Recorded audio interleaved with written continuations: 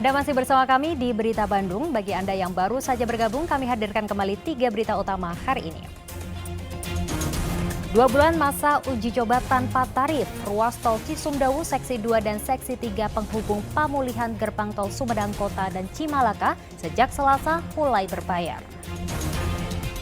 Rekonstruksi kasus pembunuhan bocah perempuan 10 tahun oleh ayah kandungnya di Kota Cimahi berlangsung memanas.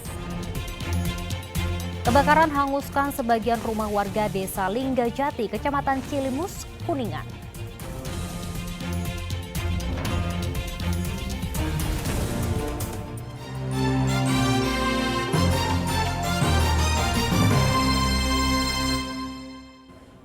Rekonstruksi kasus pembunuhan bocah perempuan berusia 10 tahun oleh ayah kandungnya di Kota Cimahi Senin siang berlangsung memanas.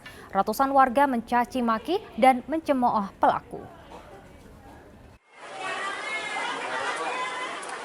Tiba di lokasi rekonstruksi di Jalan Pasantren, Kelurahan Cibabat, Kota Cimahi, Ade Bogel yang berusia 38 tahun tersangka kasus pembunuhan dicaci maki oleh ratusan warga. Warga yang sudah lama menanti proses rekonstruksi ini emosi dan geram melihat tersangka yang tega menghabisi nyawa anak kandungnya sendiri, Azumi Hinata, bocah perempuan berusia 10 tahun. Proses reka ulang sendiri berlangsung tertutup. Tersangka Ade Bogel dikawal penyidik Satuan Reserse Kriminal Polres Cimahi dan Kejari Kota Cimahi. Warga yang hadir menunggu proses rekonstruksi yang berlangsung selama lebih dari 2 jam dengan 22 adegan. Melaksanakan rekonstruksi terkait peristiwa menghilangkan nyawa orang lain yang kita tahu adalah pelakunya orang tua kandung daripada korban. Kemudian adapun tujuan rekon ini adalah ingin memberikan gambaran, juga meng-cross-check peristiwa yang terjadi pada saat kejadian. Ini penting untuk mendukung pembuktian sehingga nantinya dari kejaksaan bisa meyakini bahwa memang peristiwa ini jelas adanya. Ada berapa agenda atau adegan? Baik, untuk adegan ini sebanyak 22 kali. Ya. Jadi peristiwa ini terjadi dari awal sampai korban dibawa ke rumah sakit. Ini ada 22 adegan. ketemu, cuman tahu sesuatu itu aja waktu pembunuhan. Kalau anaknya nangis, anaknya disiksa katanya nggak boleh nangis, diancam, harus kuat katanya gitu. Si Ade Bogel ini udah berapa lama tinggal di sini, Bu? Nggak tahu ibu kan, ibu mah jauh di sana. Orang baru di sininya? Baru ya? kurang lebih berapa? 6 bulan. Pas mendengar ada korban di sini, ibu gimana? Ibu mah seorang ibu gimana? Sedih gitu. Peristiwa yang menewaskan bocah Azumi menggembarkan masyarakat 6 Februari 2023 lalu. Proses penyelamatan terhadap kakak Azumi yaitu Akmal Maulana Nanda, bocah laki-laki berusia 12 tahun sempat viral di media sosial. Kedua bocah dipukul belasan kali menggunakan tangan kosong di kamar kontrakan 6 Februari lalu. Azumi tewas karena mengalami luka lebam di sekujur tubuhnya. Setelah ditangkap aparat, terungkap motif dibalik peristiwa ini, yaitu karena tersangka kesal terhadap anaknya yang mengambil uang hasil mengamen sebesar Rp450.000. Tersangka yang berprofesi sebagai pengamen ini dijerat pasal berlapis dengan ancaman maksimal hukuman mati. Muhammad Abbas melaporkan dari Kota Cimahi. Kasus pelecehan seksual yang diduga dialami anak-anak di bawah umur oleh seorang ustadz hingga kini belum ada perkembangan. Terkait kasus ini, tokoh masyarakat berkumpul di Mako Polsek setempat untuk melakukan islah. Sementara keluarga korban memilih mengurung diri di rumahnya karena malu.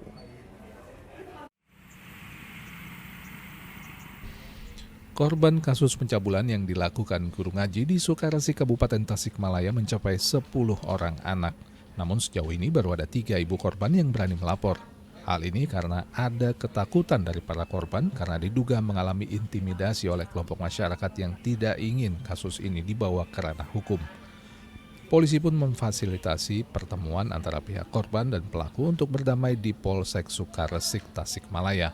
Ini dilakukan karena muncul gejolak di masyarakat antara yang pro dan kontra. Akibatnya, kondisi korban kini enggan keluar rumah karena ada rasa takut dan malu. Sementara dugaannya baru katanya nih mayoritas warga kalau ketika mengajar suka raba-raba begitu. Aku juga jadi khawatir, takut kan punya penyakit kelainan lah.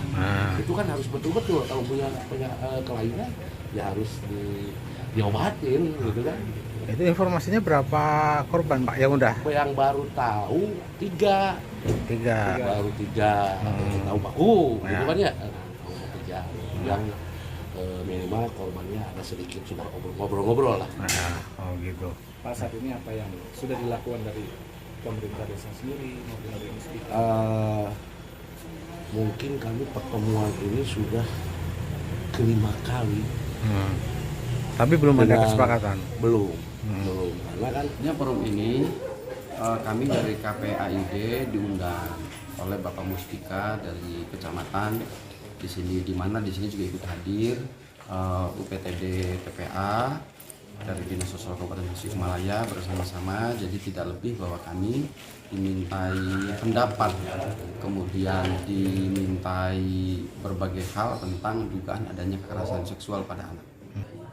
Kasus ini terungkap setelah adanya laporan dari korban yang enggan disuruh mengaji dengan alasan suka diraba-raba oleh pelaku. Diduga kejadian ini sudah terjadi sejak bertahun-tahun. Saat ini kegiatan pengajian diliburkan, sedangkan sang ustadz sudah dicopot dari tugasnya. Eko Setiabudi melaporkan dari Kabupaten Tasikmalaya. Diduga hendak melarikan motor sewaan, seorang wisatawan asal Bandung diamuk massa di Kabupaten Pangandaran. Aksi pelaku gagal karena berhasil ditangkap warga. FS, wisatawan asal Cileunyi, Bandung, sempat diamuk warga yang geram. Mahasiswa salah satu perguruan tinggi di Bandung ini diduga hendak membawa kabur motor yang disewanya dari jasa rental motor wisata di kawasan objek wisata Pantai Pangandaran. Beruntung aparat kepolisian langsung mengamankan pelaku agar tidak menjadi sasaran amukan massa. Warga yang geram sempat memukuli pelaku saat dibawa oleh polisi. Menurut keterangan saksi, semua berawal dari kecurigaan saksi terhadap pelaku.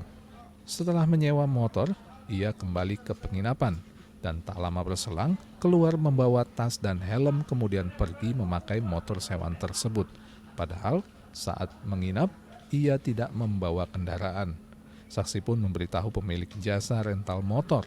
Setelah dicek menggunakan GPS, benar saja motor sewaannya sudah ada di luar kawasan objek wisata Pantai Pangandaran. Pemilik dan warga pun berupaya mengejar pelaku dan menangkapnya di daerah Padaherang.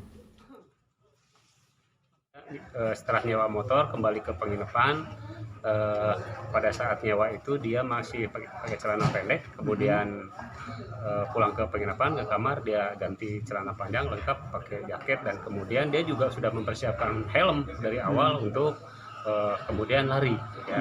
Sementara ketentuannya bahwa untuk sewa kendaraan itu tidak boleh keluar dari area wisata ya, terutama batasnya adalah pintu masuk ya, dari berbagai pintu. Ada 3 pintu di Pangandaran itu ya, Pantai Timur, kemudian tol dan Pemugaran begitu ya. Dan kemudian ini terbaca dan terdeteksi oleh GPS yang dipasang bahwa pelaku tersebut melarikan unitnya keluar dari area wisata, yaitu menuju ke arah Banjar. Ya. Pelaku diduga berapa orang? Pelaku memang dari awal datang sendirian, begitu. Ya. Aku memang dari Bandung, statusnya mahasiswa, masih status mahasiswa. Datang ke sini dari Bandung, ya. Saya tidak tahu ada niat dan tidaknya. Yang jelas datang ke sini sewa. Nah, secara administrasi KTP bayar sampai 100.000 kan itu kan? Yang namanya sewa di atas, di luar Pangandaran berarti ada niat, tapi belum ada pindah tangan atau niat untuk dijual, baru diduga. Kata pemiliknya baru diduga. Kini tersangka sudah diamankan di Mapolsek Pangandaran. Eko Setiabudi melaporkan dari Kabupaten Pangandaran. Saya